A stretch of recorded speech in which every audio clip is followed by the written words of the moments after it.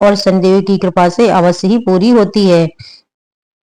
अब सुनिए शनिदेव की कथा। पौराणिक कथा के अनुसार एक बार स्वर्गलोक में सबसे बड़ा कौन है, इस प्रश्न पर सभी नौ ग्रहों के बाद विवाद हो रहे थे। ग्रह एक दूसरे से कहने लगे कि मैं सबसे बड़ा, और इस प्रकार विवाद इतना बढ़ गया कि परस्पर भयंकर युद्ध की स्थिति जैसी बन गई। कोई हल नहीं निकल रहा था। देखकर सभी नौ ग्रहों के देवता इंद्र के पास जा पहुंचे और कहने लगे, देवराज अब तो आपको ही निर्णय करना होगा कि हम में सबसे बड़ा कौन है। देवताओं का प्रश्न सुनकर देवराज इंद्र भी उलझन में पड़ गए। तब देवराज इंद्र कहने लगे, हे नवग्रहों, आपके प्रश्न ने तो मुझे भी उलझन में डाल दिया। मैं इस प्रश्न का उत्तर देने में असमर्थ हूँ। हम सभी पृथ्वी लोक में उज्जैनी नगरी में राजा विक्रमादित्य के पास चलते हैं। इस प्रकार देवराज सहित सभी नवग्रहों के देवता उज्जैनी नगरी में जा पहुंचे। महल में पहुंचकर जब देवताओं ने उनसे अपना प्रश्न पूछा, तब राजा विक्रमादित्य भी कुछ देर के लिए परेशान हो उठे, क्योंकि सभी देवतागण अपनी अपनी शक्तियों के कारण महान थे। सभी नवग्रहों में से किसी भी एक को छोटा या बड़ा कह देने से उनके क्रोध का शिकार होना पड़ सकता था। अचानक राजा विक्रमादित्य को एक उपाय सूझा। क्योंकि राजा विक्रमादित्य को न्याय के लिए जाना जाता था, इसलिए उन्होंने न्याय करने के लिए विभिन्न धातुओं अर्थात स्वर्ण, रजत, कांसा, ताम, सीसा, रागा, जस्ता, अभ्रक और लोहे के 9 आसन बनवाए। धातुओं के गुणों के अनुसार सभी आसनों को एक दूसरे के पीछे रखवा कर उन्होंने सभी देवता गणों को अपने अपने सिंहासन पर बैठने के लिए कहा। देवताओं के बैठने के बाद राजा विक्रमादित्य ने कहा, आपका निर्णय तो स्वयं हो गया। जो सबसे पहले सिंहासन पर विराजमान है वही सबसे बड़ा है। राजा विक्रमादित्य के निर्णय को सुनकर शनि देवता ने सबसे पीछे आसन पर बैठने के कारण अपने आप को छोटा जानकर क्रोधित होकर कहा, हे राजा विक्रमादित्य, तुमने मुझे सबसे पीछे बैठाकर मेरा अपमान किया। तुम मेरी शक्तियों से परिचित नहीं हो, मैं तुम्हारा सर्वनाश कर दूंगा। तब शनिदेव ने कहा, सूर्य एक राशि पर 1 महीने, चंद्रमा 2.25 दिन, मंगल 1.5 महीने, बुध और शुक्र 1 महीने, बृहस्पति 133 महीने रहते हैं, लेकिन मैं किसी राशि पर 75 वर्ष अर्थात या जिसे कहते हैं तक रहता हूँ। बड़े बड़े देवताओं को मैंने अपने प्रकोप से पीड़ित किया है। यहाँ तक कि श्री राम को भी साढ़े साथी के साथ के कारण ही वन में जाकर रहना पड़ा था। रावण को साढ़े साथी के कारण ही युद्ध में मृत्यु का शिकार बनना पड़ा। हे राजा, अब तू भी मेरे प्रकोप से नहीं बच सकेगा। इसके बाद अन्य ग्रहों के देवता तो बड़ी प्रसन्नता के साथ वहां से चले गए, परंतु शनिदेव बड़े क्रोध के साथ वहां से विदा हुए।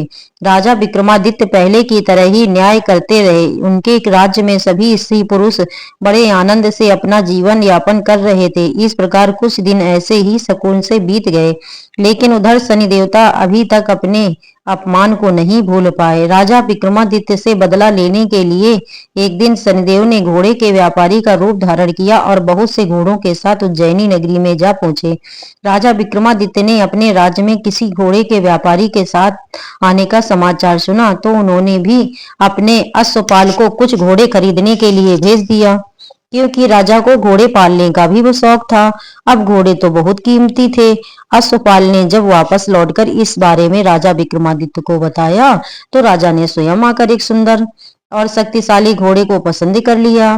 घोड़े की चाल देखने के लिए राजा उस घोड़े पर सवार हुए, तो वह घोड़ा तो बिजली की गति से दौड़ पड़ा।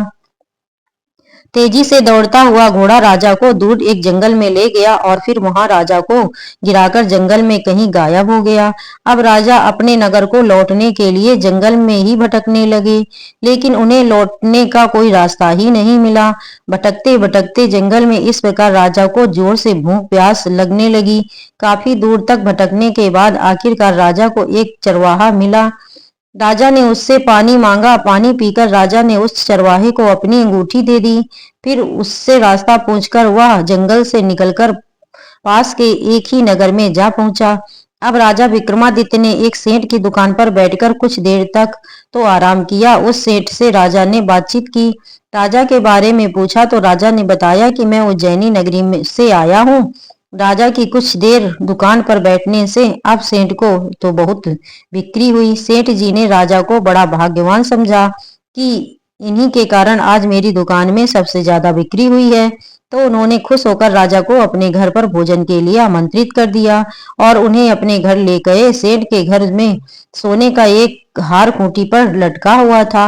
राजा को उस कमरे में छोड़कर सेठ कुछ देर के लिए बाहर चला गया। तभी एक आश्चर्यजनक घटना घटी। राजा विक्रमादित्य के देखते ही देखते सोने के उस हार को खूंटी ने निगल लिया। वापस लौटकर सेठ ने देखा कि हार तो वहां पर था ही नहीं। हार को गायब देखा तो चोरी का संदेह राजा पर ही किया, क्योंकि उस कमरे में केवल राजा ही अकेले बैठा था। तब राजा सेठ ने अपने नौकरों से कहा कि इस परदेसी को रस्सियों से बांधकर नगर के राजा के पास ले चलो। इस तरह से राजा को रस्सियों से बांधकर नगर के राजा के पास ले जाया गया। राजा ने जब राजा विक्रमादित्य से हार के बारे में पूछा तो उन्होंने बताया कि उनके देखते ही देखते खूंटी ने तो हार को निगल लिया। इस पर राजा ने क्रोधित होकर चोरी करने के अपराध में राजा विक्रमादित्य के हाथ पांव काटने का आदेश दे डाला। किसी ने भी राजा की बात का विश्वास नहीं किया। इस तरह से राजा विक्रमादित्य के हाथ पांव कटकर उन्हें नगर की सड़क पर छोड़ दिया गया। कुछ दिनों के बाद एक तेली उन्हें उठाकर अपने घर ले गया और उन्हें अपने कोलू पर बैठा दिया। अब राजा आवाज देकर बैलों को हाँकता रहा था और इस तरह तेली का बैल चलता रहा। अब राजा को भोजन भी मिलता रहा। शनि देव के प्रकोप की 7.5 पूरी होने पर वर्षा ऋतु आरंभ हुई। अब एक दिन राजा विक्रमादित्य एक रात को मेघ मल्हार गा रहे थे कि तभी नगर के राजा की लड़की राजकुमारी मोहिनी रथ पर सवार होकर उस तेली के घर के पास से गुजर रही थी। जब उसने मेघ मल्हार सुना तो उसे बड़ा अच्छा लगा। दासी को भेजकर गाने वाले को बुला लाने के लिए कहा। तब दासी ने लौटकर राजकुमारी को अपंग राजा के बारे में सब कुछ बता दिया। राजकुमारी उसके मेघ मल्हार से बहुत मोहित हुई, अतः उसने सब कुछ जानकर भी अपंग राजा से विवाह करने का निश्चय कर लिया। राजकुमारी ने अपने माता पिता से जब यह बात कही कि वह एक अपंग से विवाह करना चाहती है तो वे हैरान हो गए। रानी ने मोहित होकर के राजा की सारी पुत्री को समझाया, बेटी तेरे भाग्य में तो किसी राजा की रानी होना लिखा है, फिर तो उस अपंग से विवाह करके अपने पांव पर कुल्हाड़ी क्यों मार रही है। लेकिन राजकुमारी ने अपनी जिद नहीं छोड़ी। अपनी जिद पूरी कराने के लिए उसने भोजन करना छोड़ दिया और अपने प्राण त्यागने का निश्चय कर लिया। आखिरकार राजा और रानी को विवश होकर अपंग विक्रमादित्य से अपनी राजकुमारी का विवाह करना ही पड़ा। विवाह के बाद राजा विक्रमादित्य और राजकुमारी उसी तेली के घर में रहने लगे। उसी रात स्वप्न में शनिदेव ने राजा से कहा, हे राजा, तूने मेरा प्रकोप देख लिया। मैंने तुम्हें अपने अपमान का दंड दिया। इस प्रकार राजा ने शनिदेव से क्षमा याचना करने को कहा और प्रार्थना करते हुए कहने लगे, शनिदेव, आपने जितना दुख मुझे दिया किसी और को कभी मत देना। तब शनिदेव ने कुछ सोचकर कहा, हे राजा, मैं तुम्हारी प्रार्थना स्वीकार करता हूँ। जो कोई स्त्री पुरुष मेरी पूजा करेगा, शनिवार को व्रत करेगा, मेरी व्रत कथा सुनेगा, उस पर मेरा आशीर्वाद सदा बना रहेगा। इस प्रकार प्रातः काल जब राजा विक्रमादित्य की नींद खुली तो उसने अपने हाथ पांव सही सलामत देखे। यह देखकर राजा को बड़ी खुशी हुई। उसने मन ही मन शनि देव को प्रणाम किया। राजकुमारी भी राजा के हाथ पांव सही सलामत देखकर आश्चर्य में डूब गई। तब राजा विक्रमादित्य ने अपना असली परिचय देते हुए शनिदेव के प्रकोप की सारी कहानी रानी को कह सुनाई। सेठ को जब इस बात का पता चला तो वह दौड़ा दौड़ा तेली के घर पहुंच गया।